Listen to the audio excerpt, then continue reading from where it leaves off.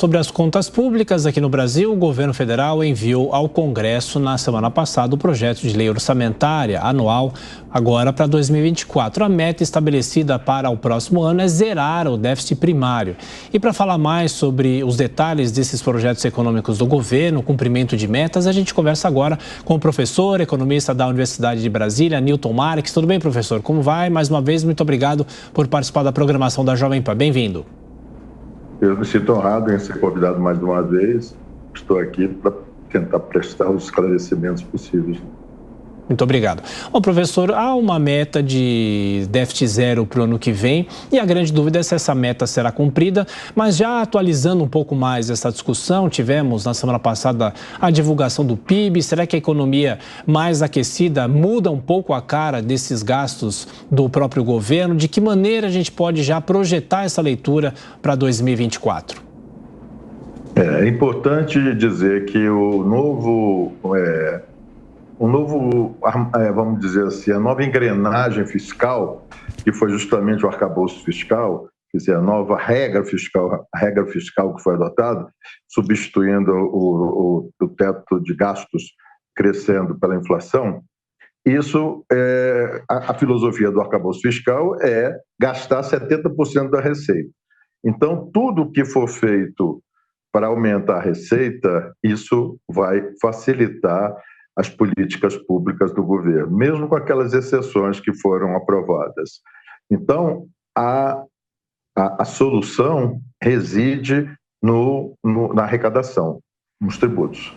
E, obviamente, que a arrecadação depende da atividade econômica. Então, você está corretíssimo. Se o PIB não crescer, vai ficar difícil. E se as medidas que o governo propõe para o Congresso aprovar não forem aprovadas, também vai dificultar, porque tudo é pelo lado da receita. Agora, professor, o próprio orçamento que traz esse déficit zero para o ano que vem também traz algo na ordem de 168 bilhões de reais em receitas extras. O senhor acredita, porque há divergências em relação a isso, que essas medidas que estão sendo apresentadas pelo governo ao Congresso Nacional, o senhor citou algumas dessas agora, vão ser suficientes para cobrir essas despesas previstas? Então, aí é que está o imbróglio, vamos dizer assim. Se não forem aprovados, o governo não vai conseguir executar o seu orçamento e atingir o déficit zero. Uma coisa está amarrada na outra.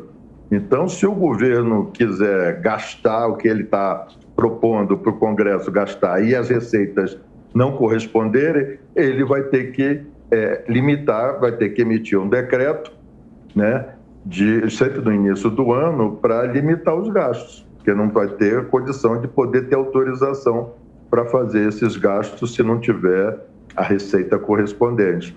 Então, por isso, você vê que uma coisa fica amarrada na outra. Agora, essas receitas extras, eu acho que realmente é muito difícil, porque o Congresso, ainda mais esse agora, né, que foi aprovado, ele é muito conservador. Então, ele prefere mexer pelo lado das despesas, do que pelo lado da receita. Professor, e mais uma questão. A gente está no debate sobre a reforma tributária no Congresso, o Senado decidindo e definindo alíquotas e tudo mais. Claro que o período de transição da reforma é um período longo, é de 2026 até 2033. Não tem ainda muitas consequências para o ano que vem. Mas eu pergunto, o senhor acha que essa reforma deve prever aumento de impostos de alguma maneira? Vai ter uma substituição, né?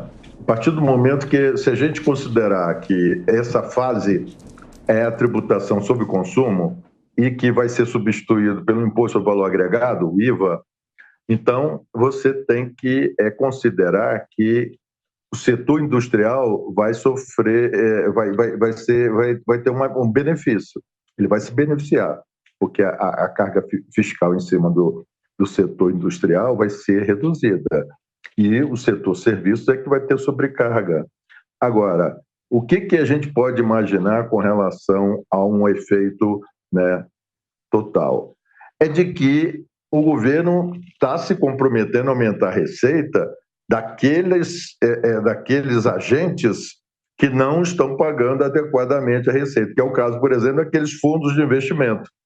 Então, ele diz assim, nós temos que tributar os super ricos, então aqueles fundos exclusivos. Então, isso é difícil, porque no Congresso, você imagina, o Congresso conservador aprovar isso. Tanto que já o presidente Lira já disse que não acenou com simpatia. Então, essas receitas extras vão ser o problema.